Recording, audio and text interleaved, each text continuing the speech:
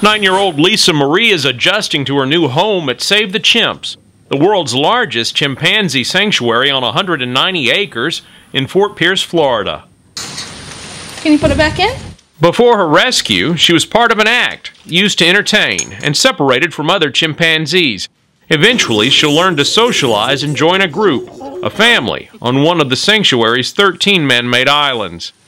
Pretty girl. Every island is 3 to 5 acres, and every island has its own family of chimps, ranging in size from 16 to 26.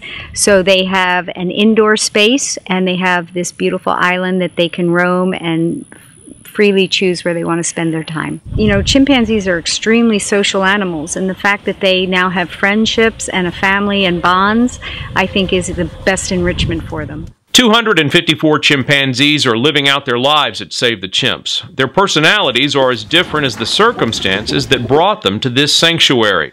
The reason for its creation dates back to the space age. The fanfare and the excitement are but dimly remembered now, though only a brief interval of time has elapsed since America's first space hero thundered skyward, riding in the capsule of a Mercury Redstone rocket. In the late 50s, we all had this race to space, and what happened was the United States Air Force decided they wanted to use chimpanzees to go up into space before man, to see how space would alter the functioning of our brains.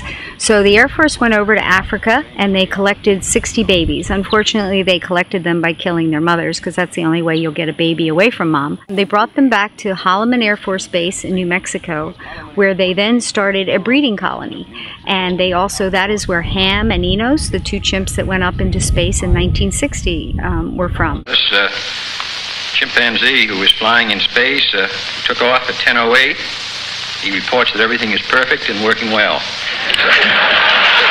They forged the way for Alan Shepard and John Glenn.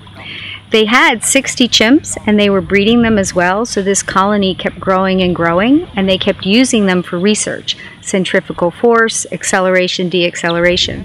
Well, in 1997, the Air Force decided they no longer needed their chimpanzees, and they were going to basically put them into biomedical research, and they were putting them into a lab that had terrible animal welfare violations. Dr. Carol Noon sued the Air Force and got custody of 21 Air Force chimps, then got custody of another 266 chimps. She suddenly had a lot of chimps to take care of and rehabilitate, and so she bought this property and she produced this magnificent sanctuary. Most of the guys that we take care of are the actual chimps that were brought over from Africa, and they're quite elderly. They're in their late 40s and 50s, or they're the descendants of the Air Force chimps. Now, we also have another population here of retired entertainment chimps and also pet chimps, but the majority of these chimps are the Air Force chimps. In the United States, chimps are no longer used in research, and now, as in Africa, they're on the endangered list. When one of them dies, we try to let them, or is getting ill, we try to let them be with their family as long as possible. The family are great caregivers. They're great hospice. They help them out on the island. They stay with them. They bring them food. They just surround them. And when they finally pass away, they mourn like we do, and we give them time to mourn. You know, usually the ones that are closest to that chimp will hold their hand, stroke their face, try to play with them a little bit. And then once we let the chimps say goodbye, don't forget we have 50, 60 people here who are extremely, extremely attached to these chimps, and then we all mourn too. The people that work here have been here quite a while, and they just love the chimps. They really do. We're in the Kitchen and Enrichment Operations Center of Save the Chimps. This is where the meals are all put together, the enrichment for the chimps, which we put out on the islands for the chimps to encourage foraging. The chimps in the wild spend most of their time foraging for food. Food's a big part of their life.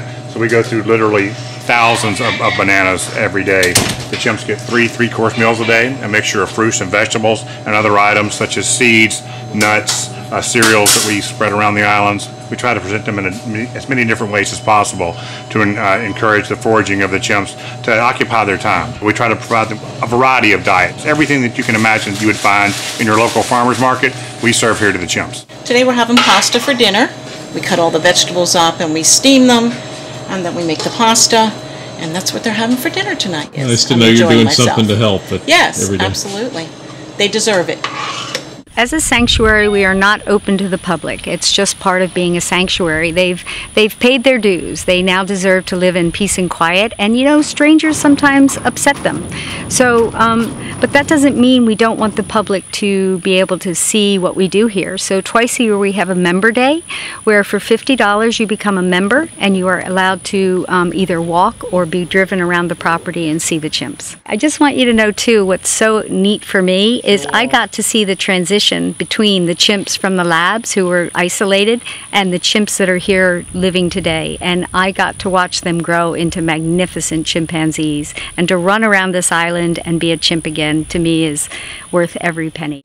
To learn more about Save the Chimps, go to SaveTheChimps.org. For Newsocracy in Fort Pierce, Florida, I'm Jim Albritton reporting. Oh,